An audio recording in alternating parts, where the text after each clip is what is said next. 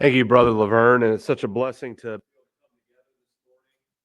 and such a beautiful, beautiful day, such a beautiful time of year, the springtime. And we are continuing on in our study, Meeting God's People. And we are now at the week where we are specifically looking at Solomon. And we are going to be focusing in and studying Solomon here together in just a moment. But before we do, I just want to make a quick announcement and reminder regarding the evangelism kit that is posted up on Band. And so it's been a while since it's been posted and available, but next week, Lord willing, we'll be putting that kit together and finalizing the components of that kit so that we can then have it ready and we can use it ourselves. Others might be able to find interest and use for it as well. And if you're able to, just do a search on Band and type in evangelism kit. You'll then come to the list and all the items that are needed. I think there's just a few items left. I think there's 2 items that need to be printed. So it just requires some printing, maybe some QR code capability and knowledge.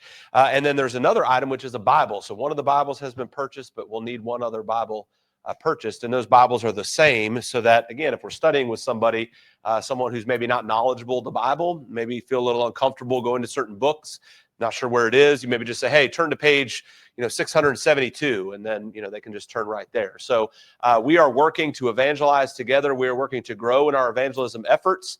We're thankful for the digital team and all the work that they are doing. They are making tremendous strides. It's very encouraging as to what it is that is going on with that work and the foundations being laid as we communicate here locally within this area from a digital perspective, and also the Hispanic work and all that's going on with the Hispanic brethren and the great opportunities we have there as well. We are looking at Solomon this morning, and we're focusing in on the gift that he received. Solomon received a gift, and it's interesting what we find here in 1 Kings chapter 3. But we could also think about Solomon and the gifts that he received, plural, and probably chart a couple different ways to look at Solomon and the ways in which he was blessed and enriched. And then we'll make application and comparison, of course, to our own lives. But we're also going to notice that what Solomon received, he also then offered. And so let's look at this in a couple different ways this morning together. Let's begin by contemplating the patriarchal advice that Solomon received. The patriarchal advice that Solomon received. Flip with me over to 1 Kings chapter 2. 1 Kings chapter 2. And notice here what King David instructs to his son Solomon as King David is about to go all the ways of the earth, as the Bible will typically describe. In other words, David's about to die, and he's going to give instruction to his son before he passes on from this life. And those instructions are relevant to us today. And those instructions, by the way, are something that Solomon himself would pass along, as we'll see here in just a minute. Notice here, 1 Kings chapter 2, notice starting there in verse 1.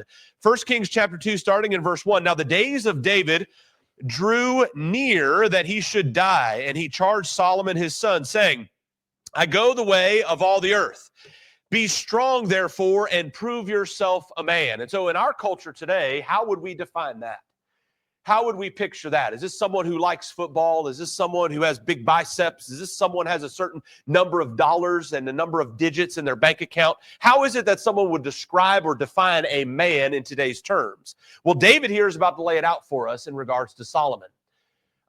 Live as a man. Be manly. Be masculine. What does that look like? What does it mean to be manly and to be masculine? Notice verse 3. And keep the charge of the Lord your God, to walk in his ways, to keep his statutes, his commandments, his judgments, and his testimonies, as is written in the law of Moses, that you may prosper in all that you do and wherever you turn, that the Lord may fulfill his word which he spoke concerning me, saying, if your sons take heed to their way, to walk before me in truth, with all their heart and with all their soul, he said, you shall not lack a man on the throne of Israel. James Bond, Jason Bourne, these spies and these, big time, big shots that we look up to in today's society in terms of folks who can do really special and unique things, we typically put on a pedestal and we're in awe by.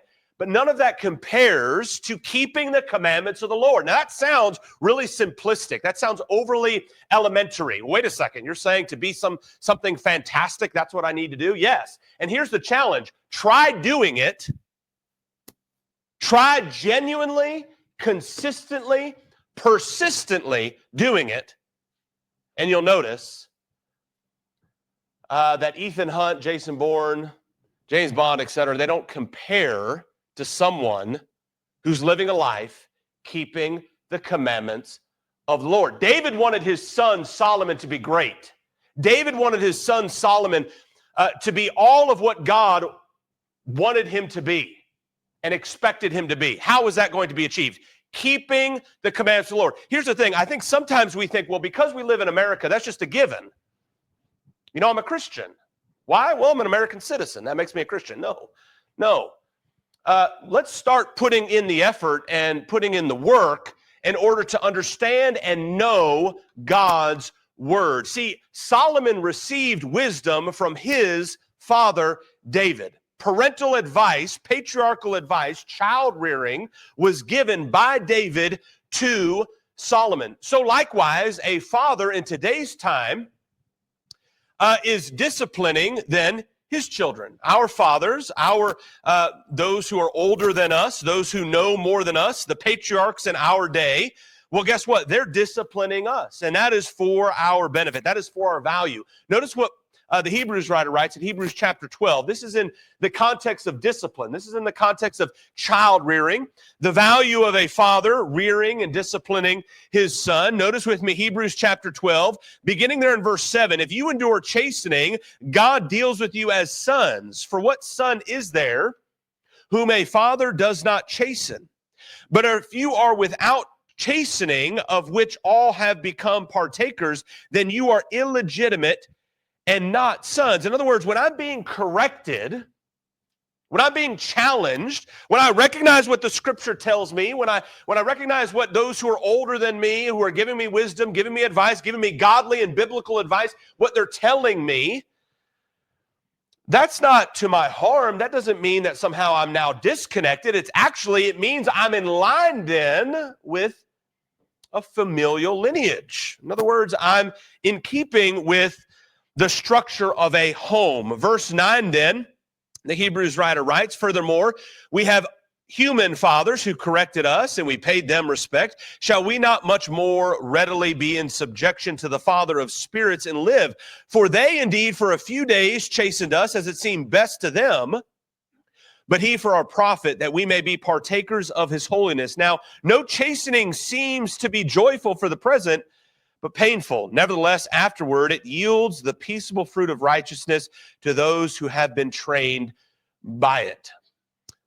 David giving these instructions to Solomon, it was no easy task for Solomon to then carry them out. When we receive instructions from those who give us godly wisdom, godly advice, godly instruction, it may not seem necessarily easy to carry out, but it's beneficial.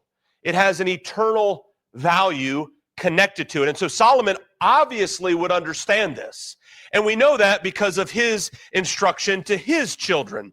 He received a gift, patriarchal advice, but he likewise offered a gift, patriarchal advice. Look with me in the book of Proverbs, much of which was written by Solomon. Proverbs chapter 1. Notice there in verse 8, Solomon writes, my son, hear the instruction of your father, and do not forsake the law of your mother. Notice chapter 4 then, beginning in verse 10. Chapter 4, beginning in verse 10. Hear, my son, and receive my sayings, and the years of your life will be many. I have taught you in the way of wisdom. I have led you in right paths. When you walk, your steps will not be hindered, and when you run, you will not stumble. Take firm hold of instruction. Do not let go. Keep her, for she is your life. Do not enter the path of the wicked, and do not walk in the way of evil. Avoid it. Do not travel on it. Turn away from it and pass on.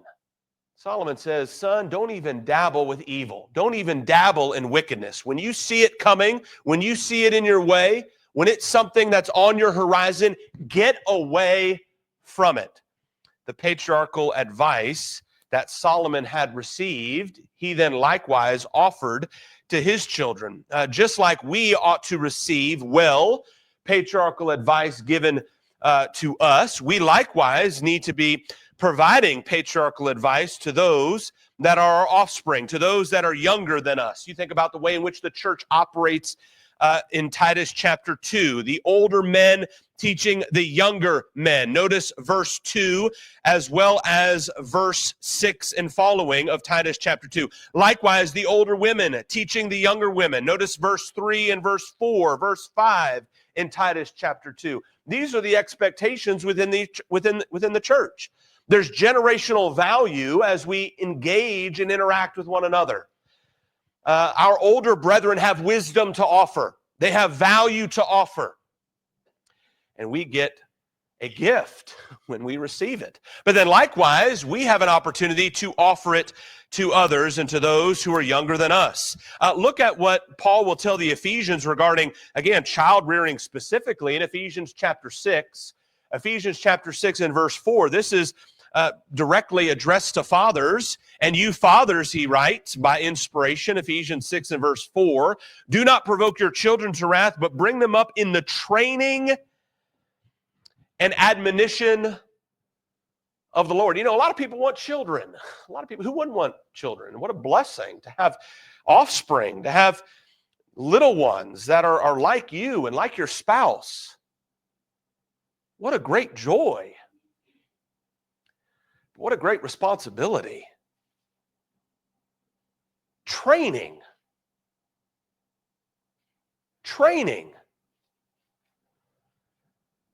You know, have you ever been trained in your life? Have you ever had a trainer train you? I'm sure we've seen pictures of those who have trained. You think about the Olympians who get trained. Oftentimes, in some cases, in track and field, for example, it's only for an event that may last just a few seconds. But then you go out and look at what was done prior to that particular event, and it happens that then over the last 4 years prior to that event, what was taking place? A regimen that was followed in a very disciplined nature, daily, multiple times a week. A diet that was followed, a lifestyle that was followed, oftentimes even mental exercises that was prescribed and followed to be trained and ready to take place in an event that will just last a few seconds. Well, here's the question. What about us? What is the way in which God describes our life? In the way in which we are living our lives as it relates to eternity. God says it this way in 1 Corinthians chapter 9, beginning there in verse 24. 1 Corinthians chapter 9, beginning in verse 24, by the pen of Paul, do you not know that those who run in a race all run, but one receives the prize? Run in such a way that you may obtain it. And everyone who competes for the prize is temperate in all things. In other words, they're self-controlled, they're disciplined, they're focused. Now they do it to obtain a perishable crown, but we for an imperishable crown. God says the way in which this life is lived, it can be compared to that of an Olympian. It can be compared to that of one who is training for a race. What does it mean then, Ephesians chapter 6 and verse 4, fathers to be training their children? To bringing up their children in the way of the Lord? Is it casual? Is it just temporary and sporadic and random? Or is there intentionality behind it? Is there purpose behind it? Is there a focus, a relentless focus? Not as one just beating the air, verse 26 of 1 Corinthians 9, but one that is disciplined, brought into subjection, so that we're not disqualified. That's the responsibility of a father. Now, Solomon received a gift, parental advice given to him by his father David. He likewise imparted and offered that gift to his son. So too, we likewise receive gifts by those who are older than us, wiser than us, imparting wisdom upon us. But then likewise, we have a responsibility to do the same to those who are younger than us, and specifically fathers, to those who are our children. we can receive and offer gifts just as Solomon did. And we see patriarchal advice was offered by Solomon just as it was received. What about heavenly wisdom? What about heavenly wisdom? We saw there in 1 Kings chapter 3 just a few minutes ago regarding what it was that Solomon asked for, what it was that he looked for. He had an opportunity to ask of God. And what did he ask for? Well, he asked for an understanding heart to judge God's people. Verse 9 of 1 Kings chapter 3. And that indeed was given to him by God. And then we see the outcome of it. Notice there beginning in verse 17 of 1 Kings chapter 3. One woman said, "Oh, my Lord, this woman and I dwell in the same house, and I gave birth while she was in the house." These are women pleading their case before Solomon. Verse 18, "It happened the third day after I had given birth that this woman also gave birth, and we were together. No one was with us in the house except the two of us in the house. And this woman's son died in the night because she lay on him. So she arose in the middle of the night and took my son from my side while your maidservant slept and laid him in her bosom and laid her dead child in my bosom. And when I rose in the morning to nurse my son, there he was dead. But when I had examined him in the morning, indeed, he was not my son whom I had born. Then the other woman said, 'No, but the living one is my son, and the dead one is your son.' And the first woman said, 'No, but the dead one is your son, and the living one is my son.'" This sounds like a toddler fight, except much more serious regarding the life of a child. Both just pointing fingers, both just blaming each other. Some kind of dispute here. And it's interesting, by the way, how Solomon summarizes this. Notice verse 24, "Bring me a sword," or verse 23 rather, how he summarizes this. He says, "The one says, 'This is my son who lives,' and your son is dead one. And the other says, 'No, but your son is the dead one, and my son is the living one.'" Verse 24, here's Solomon's solution. "Bring me a sword." So they brought a sword before the king, and the king said, "Divide the living child in two and give half to one and half to the other." Then the woman whose son was living spoke to the king, for she yearned with compassion for her son. And she said, "Oh, my lord, give her the living child, and by no means kill him." But the other said, "Let him be neither mine nor yours, but divide him." So it's pretty obvious then which is the mother. It's pretty obvious as Solomon's wisdom is now being demonstrated, is now being observed before his people. And by the way, all Israel, they hear this, verse 28, which the king had rendered, the judgment which the king had rendered, and they feared the king, for they saw that the wisdom of God was in him to administer justice. You know, remember Jerry Springer? In no way something that should be really probably paid any attention to, by the way. I don't think it's on even in rerun circles anymore. It's so much rubbish. But a lot of times what was taking place on Jerry Springer, Maury, and the like was just domestic disputes. Just had emotional circumstances and families and children involved and marriages and being brought to the public square for evaluation. Now, that's not going to be solved effectively on talk shows in the midday. But here, King Solomon is overseeing domestic type dispute issues and is ruling with wisdom. Wisdom, note 1 Kings chapter 3 in its entirety, given by God. God provided Solomon this very wisdom, as you notice there in verse 12 of the same chapter. And so Solomon was given wisdom from above by God. Well, likewise, we have the same opportunity. Notice James chapter 1. James tells us, especially as it relates to trials and thinking about trials and difficulties that we face in this life. By the way, we're studying that very topic together in our afternoon series at 1 o'clock, looking at trials, looking at suffering, looking at the difficulties that surround it and how we deal with it, navigate through it, and understand it. Well, James tells us that we should count it all joy when we fall into these types of difficulties because it's producing patience. Notice verse 3. But notice there in verse 5 of James chapter 1, "If any of you lacks wisdom, let him ask of God." What does God do as it relates to us asking wisdom from him? He gives to all liberally and without reproach.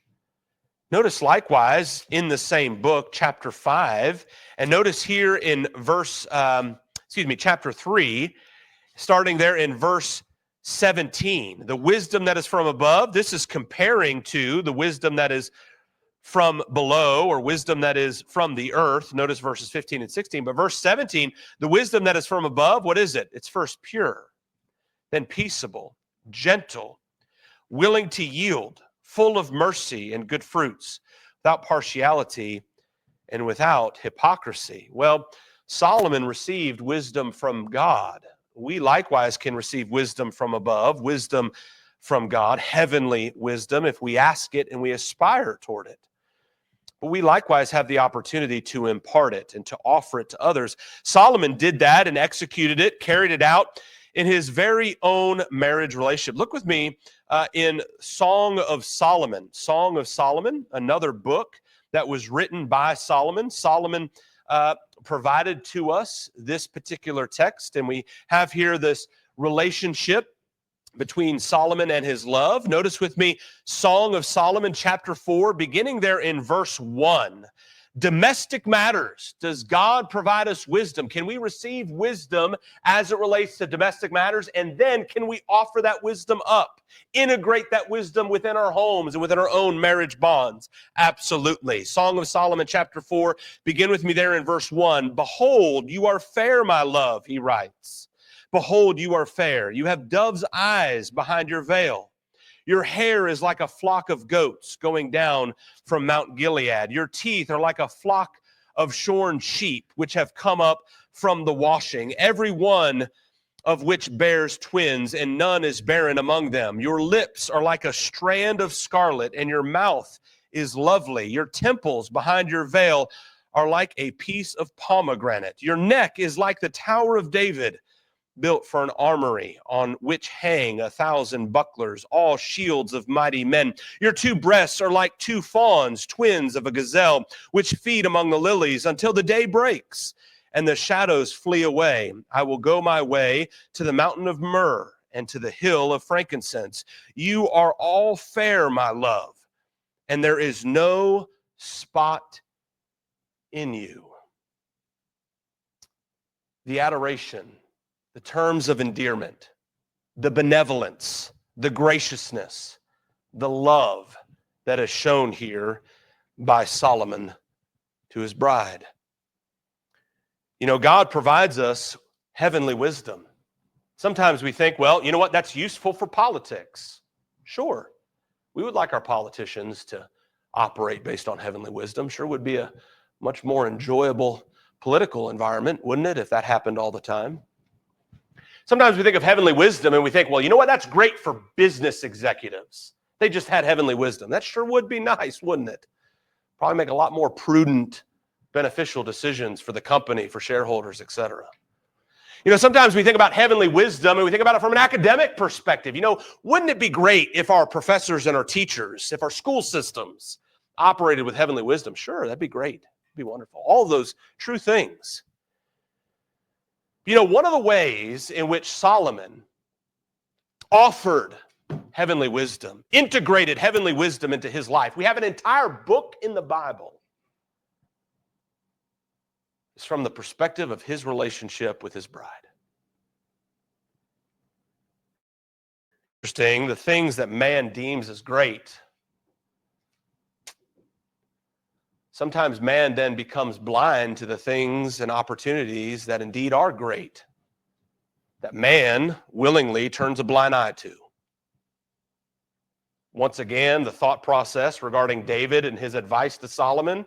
In order to be manly, what did he tell Solomon to do? Did he tell him to go out and be some great mighty warrior, be like a spy and a secret agent? No. He told him to keep the commandments of God. That's great.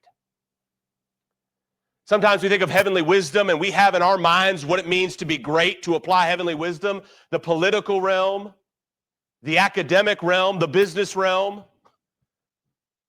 What about the marriage realm?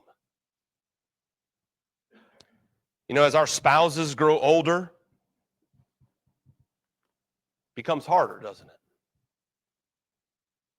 And even a young marriage can be challenging. There can be a lot of difficulties, a lot of tension, a lot of stress, a lot of hardships. Many people, especially in America today, brush that aside and consider that table stakes not anything I really got to try at. That just happens. We have an entire book in the Bible provided to us that is the output of the heavenly wisdom given by God to Solomon. Yes, we can receive heavenly wisdom by asking God for it, but we can also apply it within the domestic circles of our very homes. Ephesians chapter 5, Paul writes concerning the marriage bond and relationship, beginning there in verse 25. He says, "Husbands, love your wives just as Christ also loved the church and gave himself for her." You know, every book of the Old Testament points to who? It points to Jesus, and it has New Testament application. What's the New Testament application to the Song of Solomon? A picture of wedded, beautiful love. Paul's telling us right here. Husbands, love your wives, just as Christ also loved the church and gave himself for her, that he might sanctify and cleanse her with the washing of water by the word. Now, when Jesus was in the garden, what did Jesus desire? What did Jesus want in the garden? Did he want to go to the cross?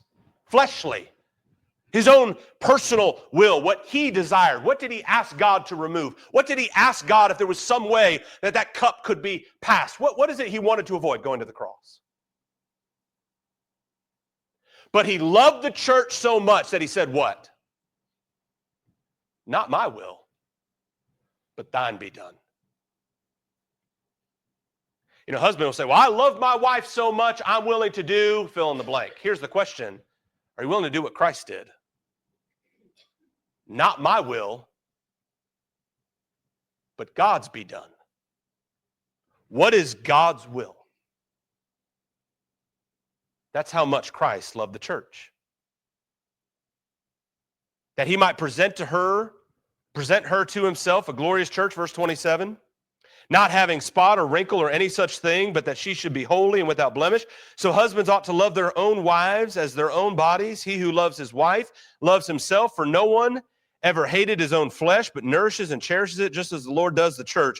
For we are all members of his body, of his flesh, and of his bones. For this reason, a man shall leave his father and mother and be joined to his wife, and the two shall become one flesh. This is a great mystery. But I speak concerning Christ and the church. Our marriages are an opportunity to point the world to the church of Christ. It's a mission field. It's a mission field, an opportunity to integrate and apply the wisdom of God every day. Verse 33, nevertheless, let each one of you in particular so love his own wife as himself, and let the wife see that she respects her husband. Solomon received patriarchal advice and offered it. Received heavenly wisdom, offered it, integrated it, applied it. He likewise received eternal purpose, eternal focus. You see in Ecclesiastes chapter 12, again, another book written by Solomon, where Solomon comes to the conclusion regarding what is the purpose of life. After he has tried every other channel and outlet possible, he says the conclusion of the whole matter is what? To fear God and keep his commandments, for this is man's all. The entire purpose and duty of man is to keep the commandments of God. Well, to the world, that may seem to be an odd thing.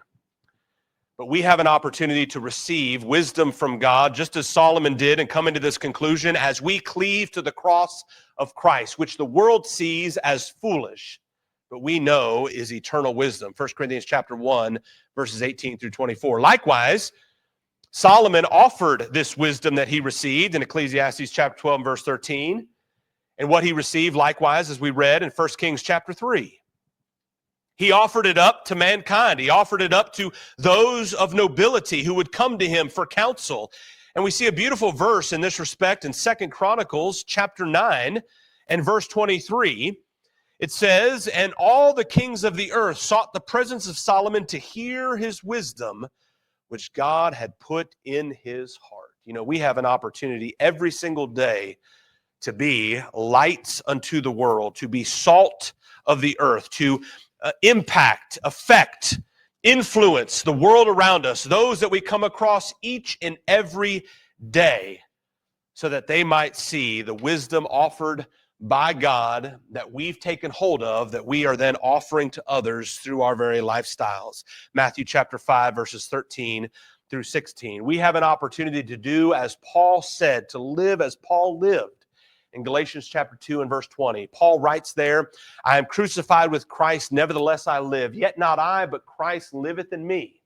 And the life which I now live in the life which I now live in the flesh, I live by the faith of the Son of God who loved me and gave himself for me. Eternal wisdom, living for eternity, not for this physical world. And why did Paul do that? 1 Corinthians chapter 9 and verse 19, so that he might gain the more, that others might receive that wisdom that is offered through the manifestation and demonstration of his Christian life. Are you living a Christian life this morning?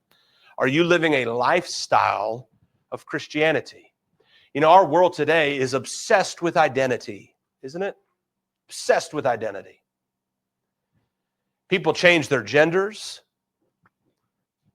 I know of some folks, even my children tell of me, folks changing their identity as it relates to, you know, even animals, claiming that they're a cat, they're a dog. And this isn't joked around. This is taken very seriously by the world.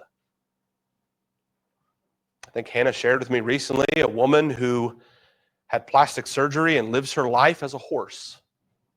Again, legitimately. It's the identity.